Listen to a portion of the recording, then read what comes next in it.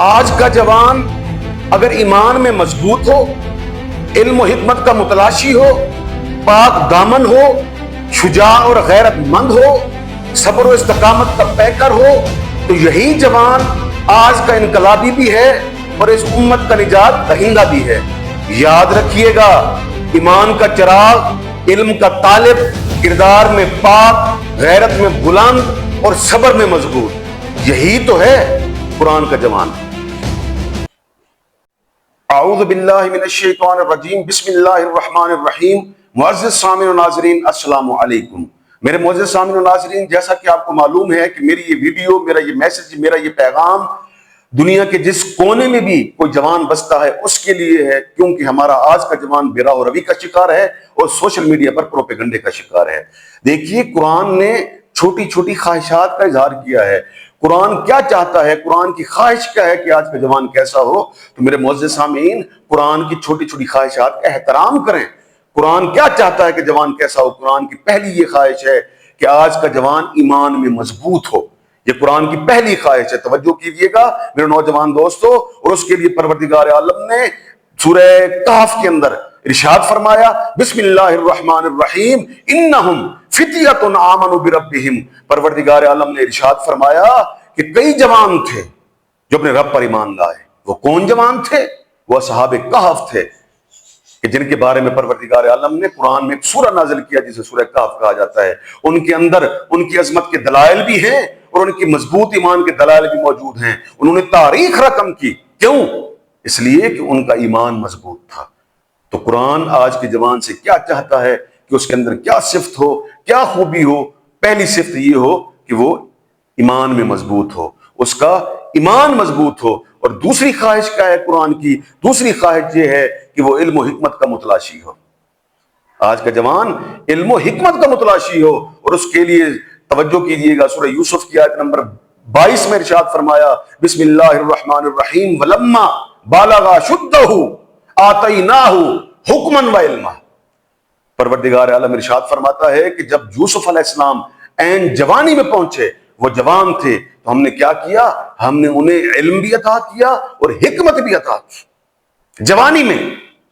جناب یوسف علیہ السلام کو علم بھی ملا اور حکمت بھی ملا۔ تو قرآن کی یہ خواہش ہے کہ آج کا جوان جب جوانی میں پہنچے تو اس کی جوانی علم اور حکمت سے بھری ہوئی ہو، علم و حکمت سے بھری ہوئی ہو، وہ کتابوں کا شوقین ہو، کتابوں سے محبت کرنے والا ہو اور جہالت سے نفرت کرنے والا ہو۔ یہ قرآن کی خواہش ہے، یہ قرآن کی دوسری خواہش تھی۔ تو میرے معزز سامعین، قرآن کی تیسری خواہش کیا ہے کہ آج کا جوان کیسا ہو؟ قرآن کی تیسری خواہش کہ آج کے جوان کے اندر کون سی خوبی ہونی چاہیے، کون سی صفت ہونی چاہیے؟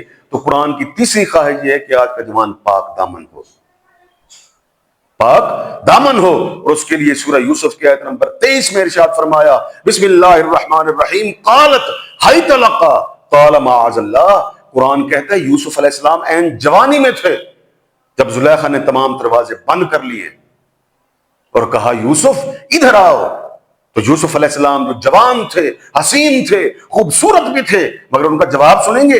قرآن کہتا ہے انہوں نے کہا قال معاذ اللہ، میں اللہ کی پناہ چاہتا ہوں۔ تو میرے معزز سامعین، قرآن کی یہ تیسری خواہش یہ ہے کہ آج کا جوان پاک دامن ہو، اور جب وہ خواہشات کے بھرے ہوئے سمندر میں ڈوبنے لگے تو یوسف علیہ السلام کی طرح جواب دے، قال معاذ اللہ، میں اللہ کی پناہ چاہتا ہوں، اپنے کردار کی عظمتوں کو بلند کرے۔ تو میرے معزز سامعین، اب قرآن کی چوتھی خواہش کیا ہے کہ آج کا جوان کیسا ہو، اس کے اندر کون سی صفت ہو، اس کے اندر کون سی خوبی ہو؟ تو قرآن کی جو چوتھی خواہش ہے وہ یہ ہے کہ آج کا جوان شجاع بھی ہو اور غیرت مند بھی ہو۔ اور اس کے لیے پروردگار عالم نے سورہ بقرہ کی آیت نمبر 251 میں ارشاد فرمایا، فَقَاتَلَ دَاوُودَ جالوت۔ پروردگار عالم نے ارشاد فرمایا کہ جالوت وہ حاکم تھا جو بہت طاقتور تھا، اس کے ڈنکے بجتے تھے طاقت کے، لیکن کیا ہوا؟ داؤد علیہ السلام جو عین جوانی میں تھے وہ جا ٹکرائے اس سے۔ کیوں؟ اس لیے کہ وہ شجاع بھی تھے اور ان کے اندر غیرت ایمانی بھی تھی۔ تو انہوں نے یہ سبق دیا کہ جب اسلام کو خطرہ ہو، جب دین کو خطرہ ہو، تو دو چیزیں کبھی نہ بھولنا، ایک شجاعت اور ایک غیرت۔ غیرت یہی ہے میرے معزز سامعین، میرے نوجوانوں، غیرت اسی کو کہتے ہیں غیرت کا نام ہی یہی ہے کہ جب اسلام پر، جب دین پر کوئی بات آ جائے تو غیرت ایمانی کا مظاہرہ کرتے ہوئے ظالم جابر حاکم کے سامنے ڈٹ جاؤ۔ تو میرے معزز سامعین، اب پانچویں خواہش کیا ہے قرآن کی کہ آج کا جوان کیسا ہو، اس کے اندر کیا صفت ہو، اس کے اندر کیا خوبی ہو؟ تو قرآن نے جو پانچویں صفت کا ذکر کیا وہ یہ ہے کہ وہ صبر و استقامت کا پیکر ہو۔ یہ ہے قرآن کی پانچویں اور آخری خواہش۔